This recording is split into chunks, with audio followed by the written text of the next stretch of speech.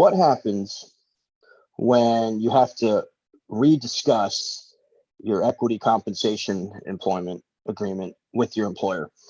This happened the other day with a client of mine, and they, we're not really sure how it's going to pan out, but they said, hey, they brought someone on board. They gave this employee some stock and some stock options.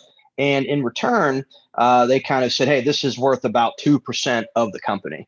And that's great. Fast forward a year or so, company raised a big round of capital.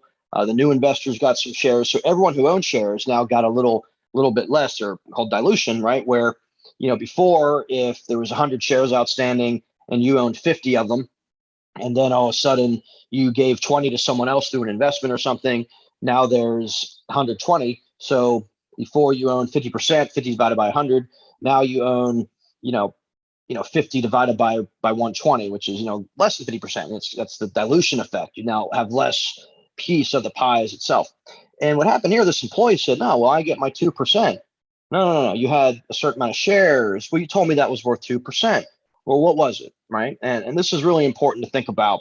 And what they ended up doing is ended up kind of, how do you talk through that with someone? But I think more importantly, you see a lot of jobs advertised these days for startups, and they say, base salary of 100,000 plus, 0.3% equity or 0.1% equity.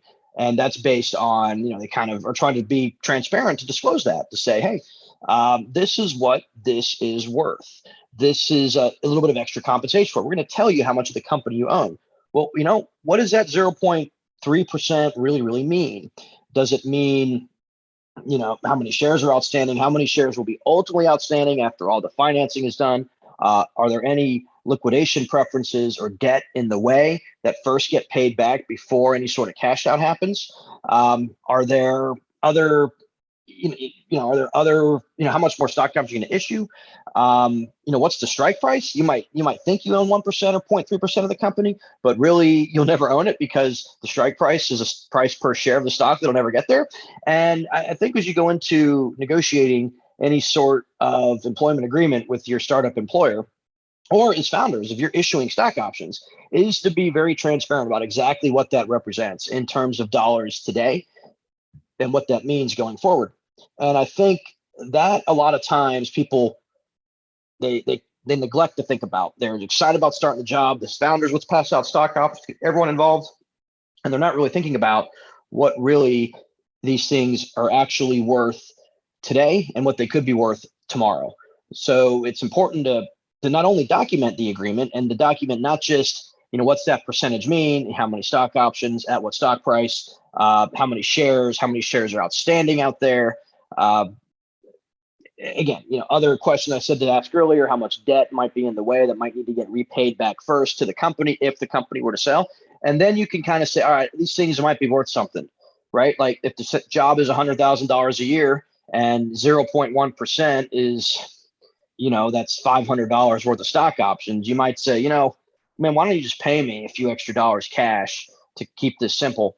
Because I don't really have a big piece anyway. If anything, it's only going to get smaller. Or, you might be able to look at it and say, look, why don't I even, take less salary and a lot more stock? Because I really believe in this thing based on what you've told me, based on understanding that I think this might be worth something. You might be able to find some opportunities for yourself as an employee to, get a little more for less. And, there's some risk involved, so we can get into that later.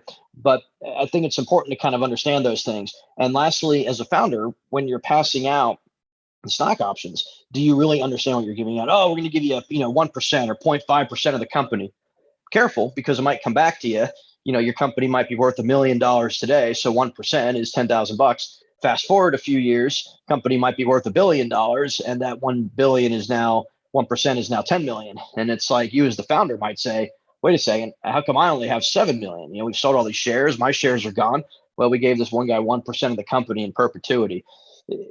Not that things are kind of drafted that way, but it can get really interesting to look at the agreement, especially if it's someone's first go around. And more importantly, sometimes people just kind of misinterpret and they might misread the agreement. They might think they're getting 1%, but really it was 1% 5 years ago.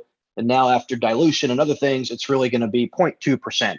And, that might upset them. And say, look, I thought I had 1% of this thing. I thought I was getting $10 million. Said I'm getting, a lot less, again, $1 billion valuation. We're talking somewhat, arbitrary numbers here for the sake of an example. But we look at it and say, are we, what is that option agreement? And I think that's what's really important to understand, have documented, understand what they're worth, and understand all the levers of stock options, both from a founder perspective and an employee perspective, to make a good decision about, is this a good compensation package?